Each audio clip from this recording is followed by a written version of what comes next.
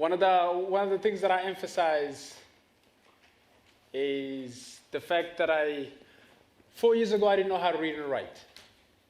And I was at the Salvo, I was working as a volunteer, and I ran across the 101 Disney classics. And I flipped through it, thinking in my mind, I should be able to read this.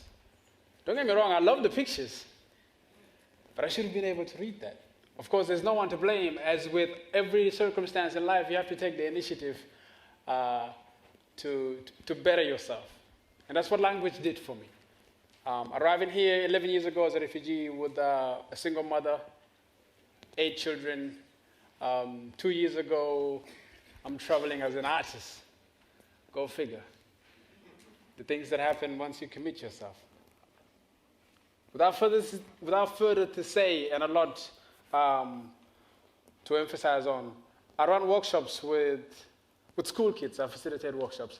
And one of the most fascinating things that they ask is that, how do you become a writer? I go, well, I don't think you become a writer. You have to earn your story. You have to be courageously kind to yourself to want to share with other people why you decide to write. And that's what the essence of language has done for us. We impart stories upon generations to our children, to our friends, our neighbors, strangers. It's an opening so they can get an idea, a sense of who we are. With that said, most of them are fascinated, of course. How do you make something of yourself in such competitive times? Because if you're not on the best sellers, you're not welcome into the club. But then again, I stand as an example, as somebody who had to pretty much speak up for himself.